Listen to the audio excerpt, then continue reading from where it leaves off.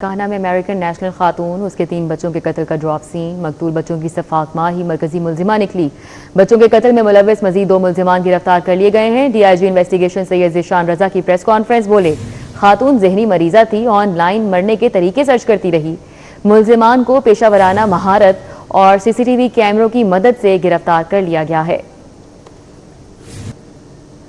ہماری تفتیش ہے، اس میں بڑی چیزیں کلیئر ہو گئی ہیں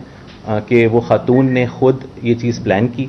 اور اس کے بعد اس نے اپنے بچوں کو زہر دیا، اور ساتھ میں اس کا پلان یہ بھی تھا کہ وہ اپنے شوہر کو بھی یہ زہر دے، کیونکہ یہ چیزیں ہمیں تفتیش سے اس طرح کی باتیں کلیئر ہوئی ہیں کہ جب یہ جو شوہر ہے یہ تقریباً 6 بجے کے قریب 6:15 کے قریب یہ نکلا ہے گروسری کرنے کے لیے، اور یہ جب واپس آیا ہے کہ 7:45 بجے کے قریب، تو اس خاتون نے اس کو آئس کریم کھلانے کی کوشش کی ہے، جو کہ ہمیں سی سی ٹی وی فوٹیج سے بھی کلیئر ہو رہی ہے یہ چیز۔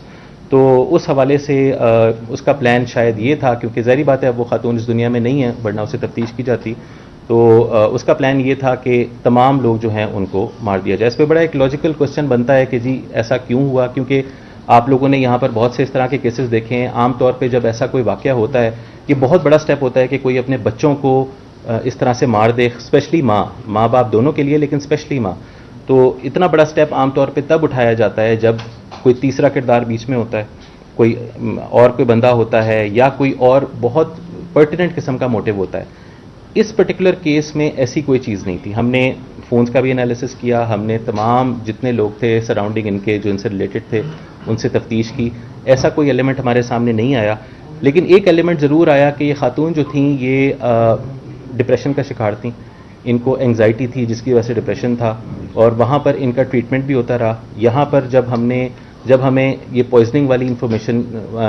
ہوئی ساری، تو ہم نے اس کے بعد کرائم سین کو بھی دوبارہ ہم نے اس لحاظ سے دیکھا، اور ہمیں وہ بوٹل بھی مل گئی جس میں وہ پوائزن آیا تھا، اور ہمیں کچھ اینٹی ڈپریسنٹ دوائیاں بھی ملی۔ پی آئی کی ٹیم یہ ہمارے ساتھ کسی تفتیش میں شامل نہیں رہی، یہاں پر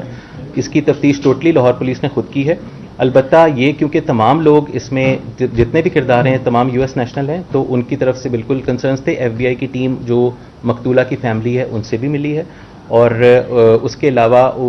ہمارے سے کوئی اگر انفارمیشن ان کو چاہیے وہ تو ہم نے ان کو پرووائڈ کی ہے، لیکن تفتیش میں ٹوٹلی جو ہے یہ تفتیش لاہور پولیس کی تفتیش ہے، اور بھی آگے کوئی انفارمیشن اس سے ریلیٹڈ ان کو اگر پرووائڈ کرنی ہوگی وہ ہم سے مانگیں گے تو ہم ان کو پرووائڈ کریں گے۔